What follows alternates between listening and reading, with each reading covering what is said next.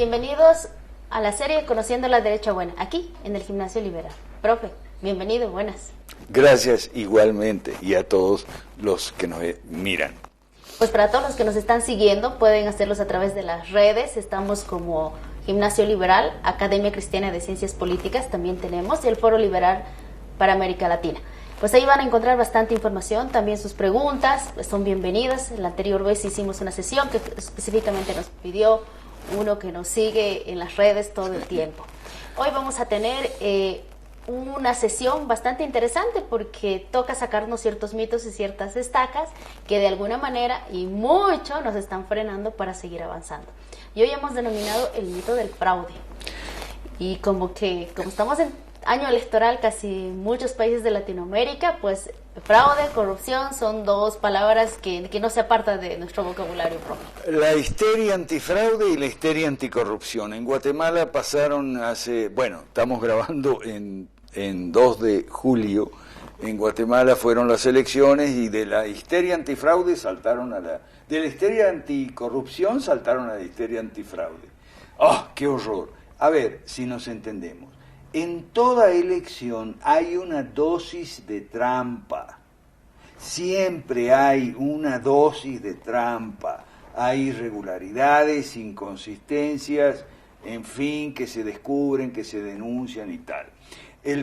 La pregunta es, ¿son en una cantidad, en una dimensión, en un porcentaje así como para repetir elecciones o como para decir, gracias al fraude se dio este resultado tal o no, o es una cantidad pequeña, mínima y tal? Esa es la principal pregunta. Y creo que todos sabemos, entre comillas, que va a haber fraude, ¿no? Es como quien dice, ya estamos preparados para haber fraude. Y aquí también surge como que, si sabemos que va a haber fraude, pues esforcémonos por hacer una mejor campaña para que ese fraude no sea tan amplio, ¿no? Y además, como quien dice, la oposición le toca trabajar para merecerse los votos. Bueno, lo que pasa es lo siguiente, el mal perdedor siempre acusa al árbitro, señala el árbitro. La política es un deporte, ya lo hemos dicho, un deporte rudo, un vicio caro. Okay. El mal perdedor siempre acusa al árbitro. Y cuando pierde, ahí está el tema. Por ejemplo, en Venezuela, no, qué fraude. Así, pero cuando ganaron la elección de congresistas, no dijeron nada. No hubo fraude. Y en Bolivia, fraude. Pero cuando ganaron el 21F, no dijeron nada. Entonces, el mal perdedor es el que pierde y denuncia que perdió por culpa del fraude. Pero también, en esta perspectiva de lo que es el fraude, también como que nos saca de foco, ¿no? Empezamos a hablar del fraude, y no en realidad del problema en sí. Entonces, yo creo que aquí la pregunta, si valga la redundancia, es, ¿realmente el problema estuvo en el fraude o el problema estuvo en que los políticos no supieron ofrecer o vender a la gente común y corriente lo que ofrecían? Los actores políticos son muy malos. A ver, en toda elección siempre hay una dosis de trampita, porque desde las mesas en las mesas están los personeros encargados. ¿Cuál es su función? Bueno, el personero de la opción A, sea candidato, partido, lo que sea, el personero de la opción A tiene que buscar impugnar la mayor cantidad de votos de B, y lo mismo de B contra A. Y entonces si los personeros no están o no son muy hábiles, entonces se pueden dar como impugnados o no válidos ciertos votos que podrían ser válidos, etcétera. Eso por un lado. Por otro lado, en las juntas de totalización, si los personeros no están presentes, no son muy hábiles, no tienen mucha experiencia, los pueden trucar, los pueden engañar fácilmente, atribuirse votos en blanco a un candidato, una opción, etcétera. Sí, eso ocurre. Y eso ocurre en toda elección. Pero ¿en qué medida? Esa es ¿en qué medida? Yo me acuerdo en Ecuador, Jaime Nebot, el alcalde de Guayaquil, dijo basta, cuando empezaron los malos perdedores a salir a las calles y a armar lío y a quemar carros y todo por el fraude. Basta. Y además, ¿dónde están las pruebas? O sea, es que eso yo lo vi clarito en Venezuela, eso lo vi cuando Rosales perdió una elección contra Chávez. Empezaron en su comando, no, que fraude, que fraude, que fraude. ¿Dónde están las pruebas? Si hay pruebas de que la cantidad de fraude, por decirlo así, la magnitud, es mayor que la diferencia, eso es un cálculo que hay que hacer siempre, es mayor que la diferencia, entonces sí, podría ser que el resultado electoral en favor de este y en contra de aquel es atribuible a el fraude en una dimensión, en una magnitud considerable. Pero eso no ocurre sino raras veces. Es decir, no estamos negando de que haya fraude. Ajá. Hay fraude. Okay. Muy bien. Pero la proporción es lo importante, ¿no? Y vale decir, es como, y sí, definitivamente, no hay otra forma de comparar que cuando uno juega cualquier partido, cuando pierde, cuando el margen no es muy grande, definitivamente uno dice, el árbitro estaba vendido, el árbitro estaba comprado, que el árbitro ha hecho esto, ¿no? Entonces, creo que por un momento está bien, pero después toca decir, a ver, ¿dónde nos equivocamos? ¿Qué no estamos haciendo bien? Es decir, realmente tener la conciencia de que sí hubo fraude, pero no fue el fraude el que le llevó a ganar esa elección, sino al contrario, ¿no? Entonces, que nosotros no hicimos la tarea, como dice Jorge Chapas en alguno de sus artículos, es decir, no estamos haciendo lo necesario y lo suficiente como para convencer a la gente.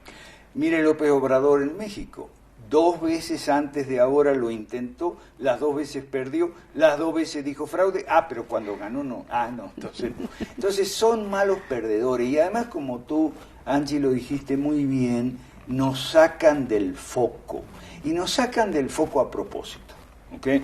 Porque los actores políticos, sea de gobierno, sea de oposición, sea de izquierda más dura, durísima, no tan dura, etcétera, o centro que al final es centro-izquierda, los actores políticos no tienen propuesta, su propuesta implícita es esto mismo que tenemos, o sea, el consenso socialdemócrata, el estatismo con mucho contenido socialista, nosotros lo vamos a hacer bien, nosotros somos buenos gestionando, nosotros somos honestos, no somos corruptos, nos robamos y tal, y si nadie se roba la plata, entonces el dinero alcanza para tener salud y educación y jubilaciones y bla, bla, bla, bla, bla, y controlar a los empresarios que no suban mucho los precios y sacar muchos impuestos. Eso es todo, eso nadie, o sea, no hay una derecha. Y a la izquierda no hay cama para tanta gente, como dice Osvaldo Toscano. Bueno, como decimos, mito, ¿no? Es lo mismo que el mito de la corrupción. Entonces nos las pasamos hablando que la corrupción, pero no profundizamos qué fue lo que le ocasionó ese mal que se llama corrupción. No decimos que no hay corrupción, pero hay varias, como en el caso del mito del fraude. ¿Por qué decimos que hay un mito la corrupción?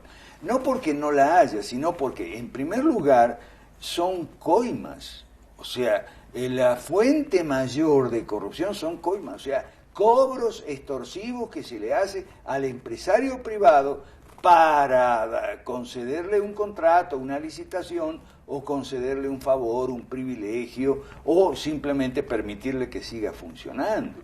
¿Okay? La gente tiene la idea de que hay una lata con dinero y alguien ahí saca el dinero y se lo mete en el bolsillo.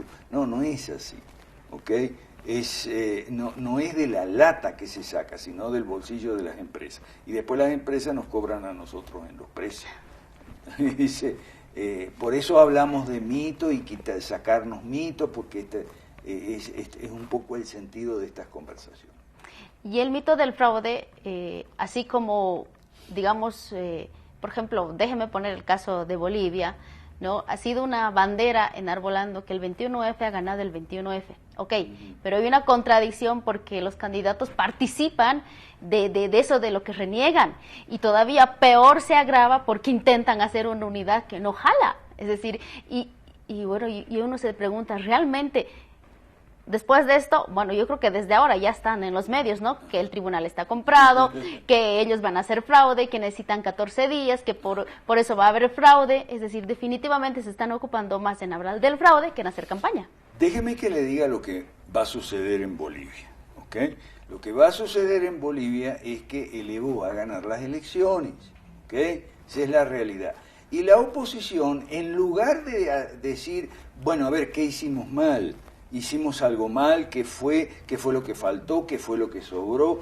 Vamos a reflexionar y vamos a rectificar y enmendar. Y no crea que esto es utópico, lo hace la izquierda cuando pierde. Por ejemplo, en El Salvador, el farabundo Martí perdió unas elecciones y ahí tenemos, el farabundo Martí cambió las autoridades e inició un proceso de reflexión y autocrítica interna muy importante. Lamentablemente hacen las cosas bien. ¿Y qué hizo Arena, el otro partido de la derecha mala? Ah, no, eso no, jamás.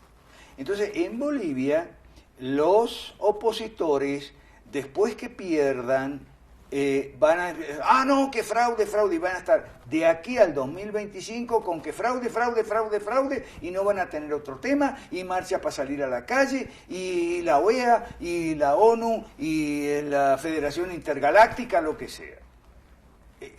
Por eso decimos que es un mito, porque andamos echando la culpa a otros y menos ocupándose de lo que realmente importa. Pero fíjese cómo es en Bolivia, como los candidatos de oposición, hay 8 binomios, son todos malos, no tienen nada que decir, lo único que dicen son cosas contradictorias. O sea, por un lado dicen que la postulación de Evo es ilegal porque el 21F hubo un referéndum y una mayoría delgada, o sea, una mayoría dijo que no, la mitad más algo dijo que no, pero la otra mitad menos algo dijo que sí. ¿Okay? Fue un resultado, un referéndum muy reñido y el resultado fue muy ajustado. Entonces, por un lado dice, no, pero es que Evo no tiene que presentarse. Ah, bueno, pero por otro lado dice, nosotros sí, nosotros vamos a competir. Pero es que si usted cree que la postulación de Evo Morales vicia el proceso, usted no debería presentarse. Vamos a empezar por ahí, porque lo convalida, lo legitima, ¿me entiende? Y si decidiera presentarse, entonces pues pueden elegir presentar un candidato o presentar 2 o 3 con propuestas diferentes y no todo lo mismo. Apelotonados en la izquierda no hay cama para tanta gente, como dice Osvaldo, en la derecha no hay nada. Entonces, insista o invente alguna propuesta diferente al socialismo. Lo que pasa es que la propuesta diferente al socialismo es el capitalismo y nadie se atreve a defender el capitalismo. Una vez más, por falta de conocimiento. O simplemente porque nos hemos creído otro mito del neoliberalismo, que es igual que el capitalismo, ¿no? Entonces, si quieres saber más sobre el capitalismo y neoliberalismo, pues le invitamos a que vea nuestras anteriores sesiones que hemos hablado de estos temas. Seguramente ahí, pues, muchas dudas serán disueltas. Profe, ¿qué usted nos recomienda ante esto, lo que nosotros como ciudadanos estaremos escuchando del mito del fraude? Es como para decirles, a ver, cállense y pónganse a pensar. Bueno, permíteme que te ponga el caso de Guatemala. Nuestra gente en Guatemala, el Partido Familia, puede buscarlo en Google. El Partido Familia de Guatemala plantea el voto antisistema.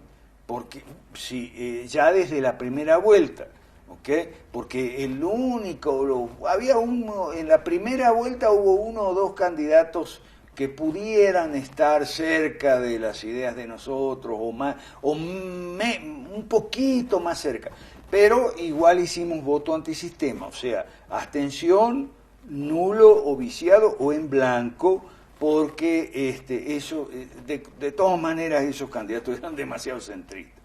Ahora, esos candidatos no van a la segunda vuelta, entonces van dos tremendos estatistas, uno más socialista y el otro, Sandra Torres, y otro más mercantilista, Alejandro Giammattei.